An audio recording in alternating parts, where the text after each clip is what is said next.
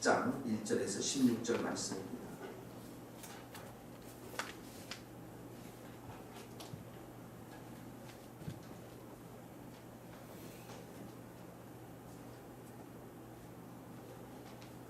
마가복음 10장 1절 같이 제가 먼저 읽고 여러분들이 읽겠습니다. 예수께서 거기서 떠나 유대의 지경과 요단강 건너편으로 가신 무리가 다시 모여들거늘 예수께서 다시 전례대로 가르치시더라 하더니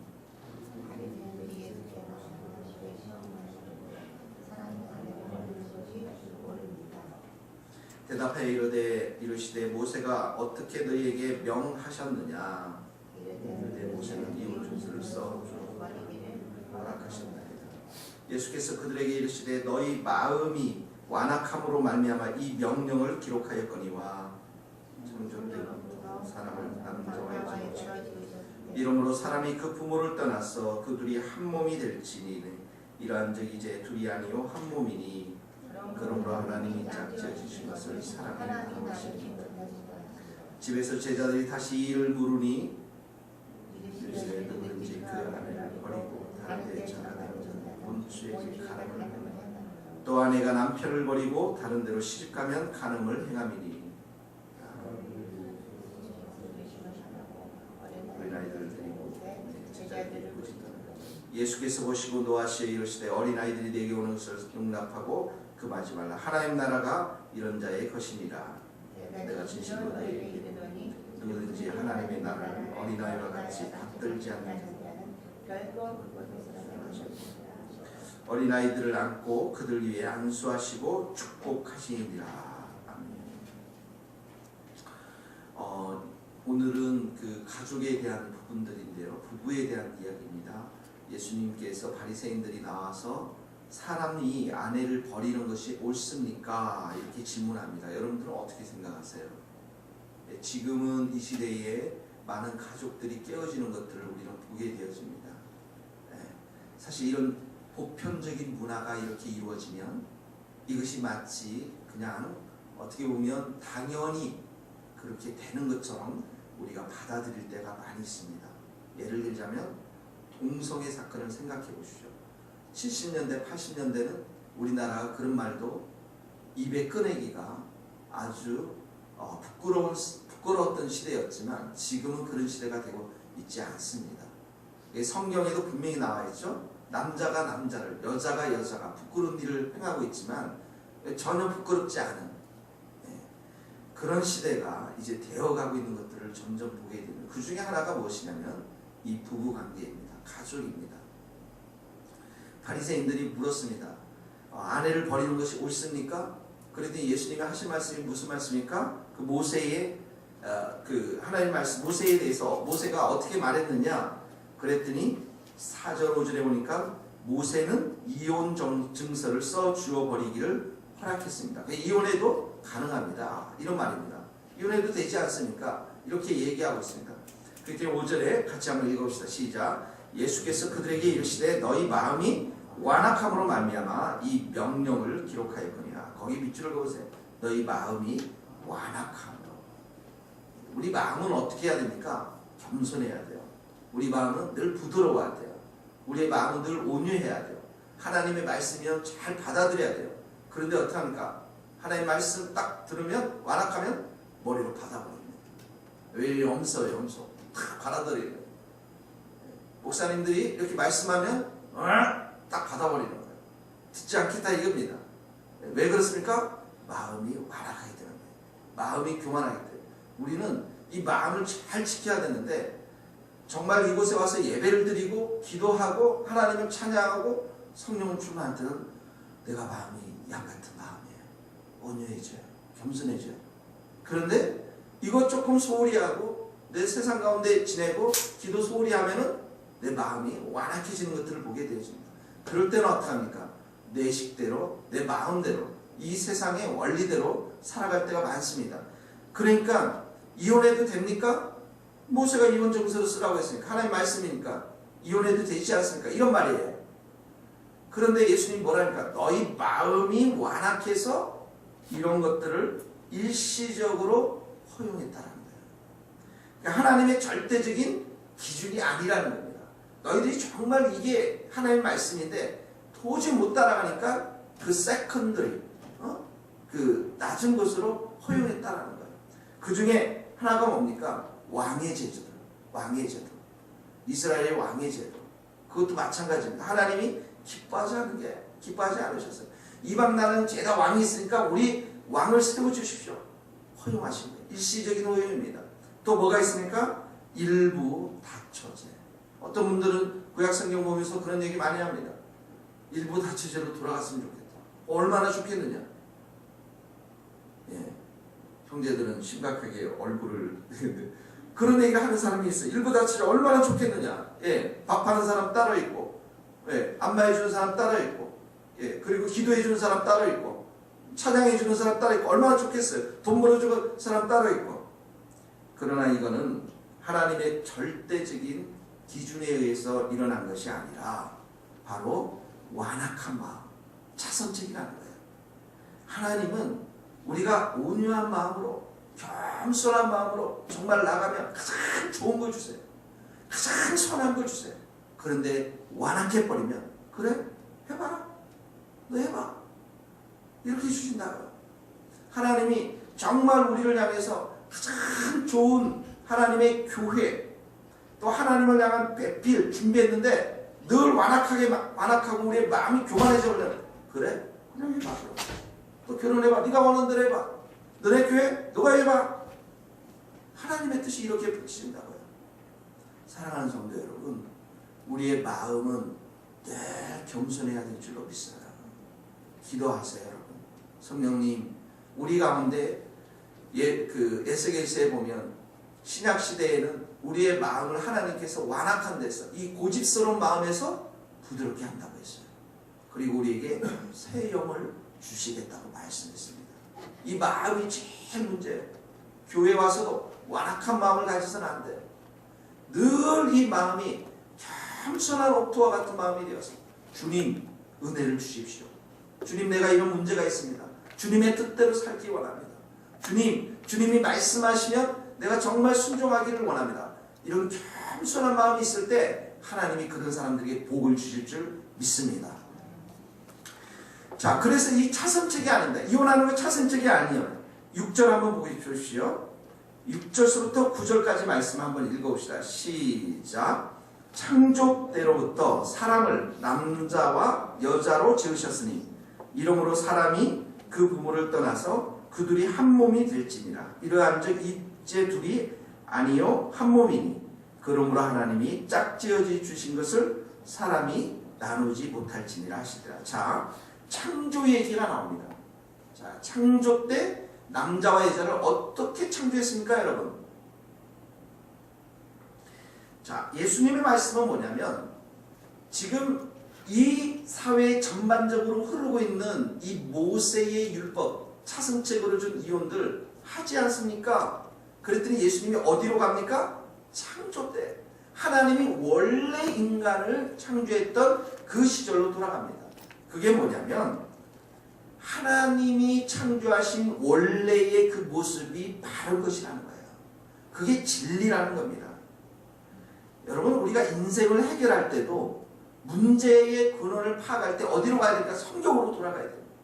성경에서 원래 하나님의 제정하신 것, 하나님 만드신 것이 어디 있는가? 이렇게 그 절대적인 기준은 하나님께 있기 때문에 하나님 말씀으로 돌아가야 한다는 것이죠. 여러분, 남자 여자를 창조할 때에 여자를 어떻게 창조했습니까? 따라해서 에젤이라는 것은 이 히브리어 단어인데 돕는 배필로 지었어요. 근데 이 돕는 배필이라는 의미가 이게 약간 번역이 마치 돕는 배필하면 좀 조연, 돕는 자, 심부름하는 자 이런 번역으로 돼 있는데 번역 자체가 좀 잘못됐습니다.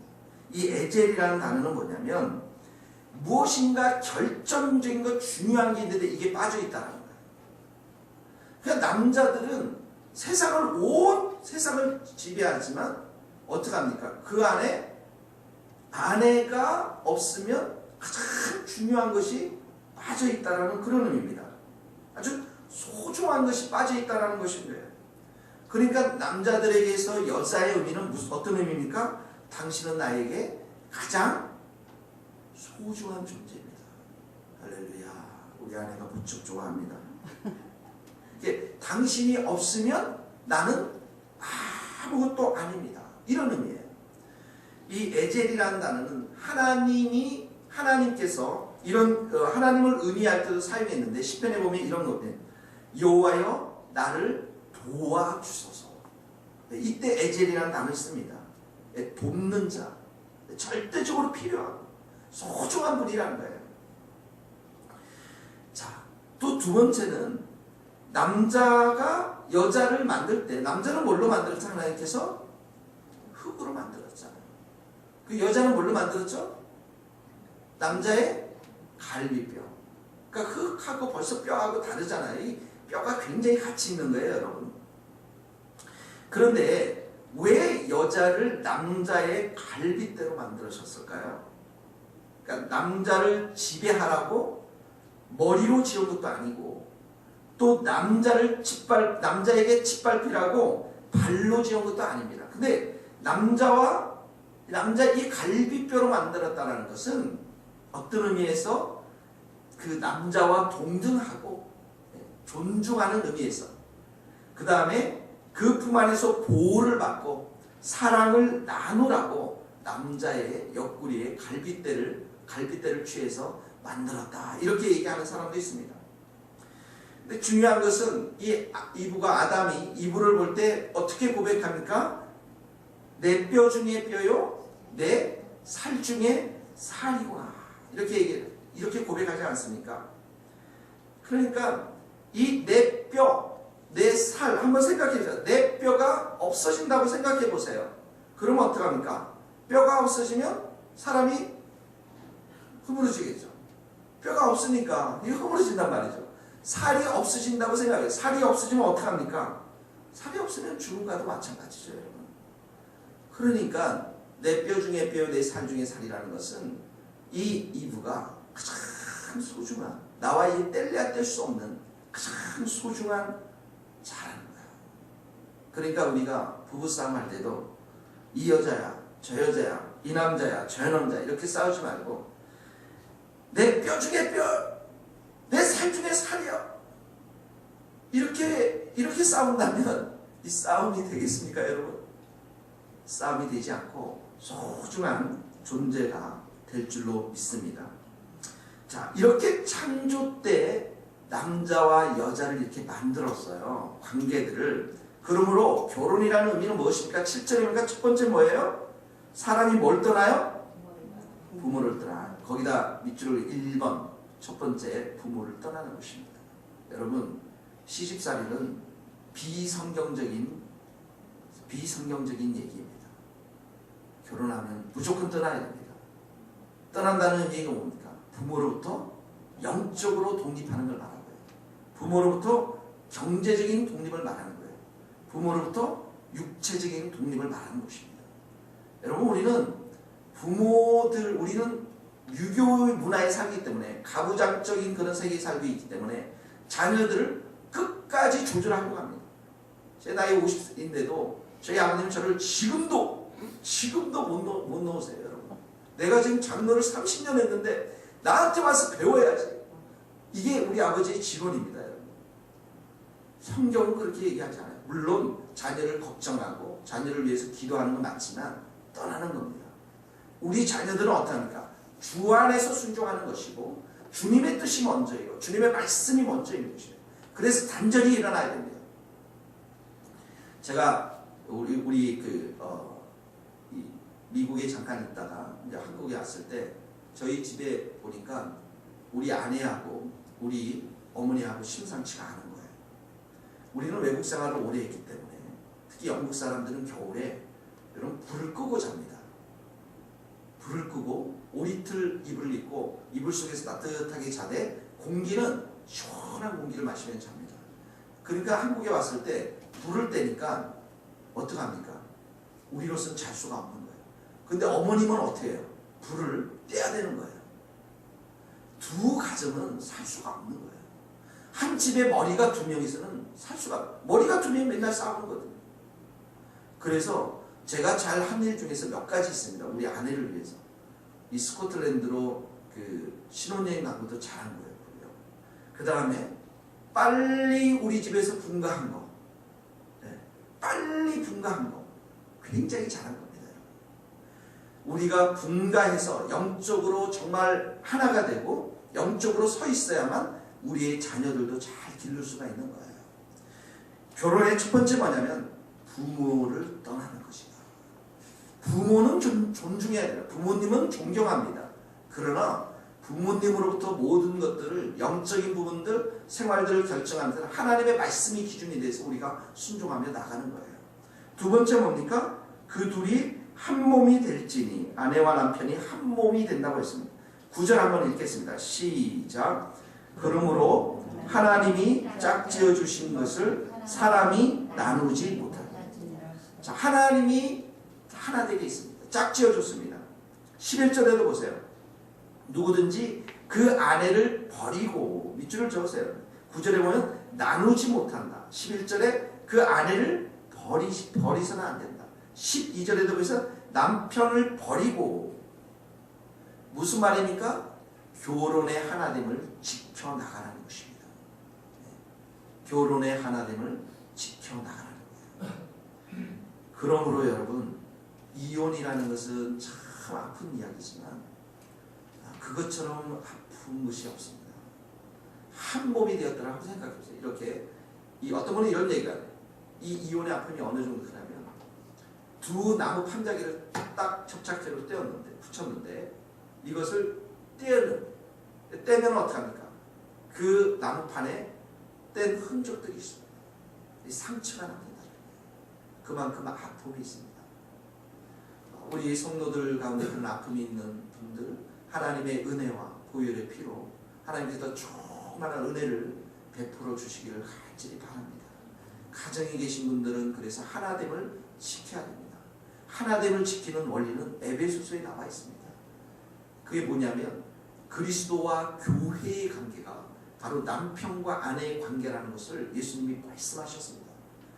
그리스도는 교회를 위해서 십자가의 피를 흘린 만큼 사랑하는 거예요. 다 주었습니다. 남편은 아내를 위해서 사랑하는 것이고, 이 교회는 머리 대신 주님 앞에 순종하는 것입니다. 아내는 주 안에서 정말 존중하는 마음으로 남편을 존중하고 순종하는, 물론 부부가 함께 존중하고 함께 순종하는 것이지만 이 원리 안에 있어야만 성경은 우리가 이 가정의 아름다운 것을 지킬 수 있다라고 말씀하고 있는 것입니다. 오늘 여러분의 마음 가운데 하나님의 이 절대적인 진리의 말씀이 기준이 돼서 여러분 살아갈 수 있기를 간절히 바랍니다. 그러면서 아이를 데리고 옵니다. 14절에 보니까 예수님께서 어린아이를 내게 오는 것 용납하고 금하지 말라. 하나님 나라가 이런 것입니다. 15절 한번 읽어봅시다. 시작. 내가 진실로 너희에게 이르노니 누구든지 하나님의 나라를 어린아이와 같이 받들지 않는 자는 결단코 그곳에 들어가지 못하리라. 어린아이와 같이 받들지 않는다는 말은 받아들이지 않는 사람은 이런 말입니다. 하나님의 나라를 어린아이처럼 받아들이는 사람. 다시 구체적으로 말하면 하나님의 말씀, 이 절대적인 말씀, 세상의 풍조에 따라가는 것이 아니라 하나님의 말씀을 어린아이처럼 순종하는 사람, 그러니까 하나님이 정말 세워놓으신 이 결혼의 제도, 간음에 대해서 철저하게 순종하는 사람, 이 순수하게 받아들이는 사람, 이런 사람들이 바로 하나님 나라의 백성이고, 바로 하나님 나라의 이런 자들에게 하나님 나라가, 하나님께서 하나님 자신의 나라를 주시겠다고 하는 약속의 말씀인 것입니다. 그러므로 오늘 결혼의 제도를 잘 지키고, 또 우리가 정말 간음을 멀리하고, 그러면서 주님의 말씀을 따라서 우리가 살아가는 복된 하루가 될 수 있기를 간절히 바랍니다. 같이 기도하시겠습니다.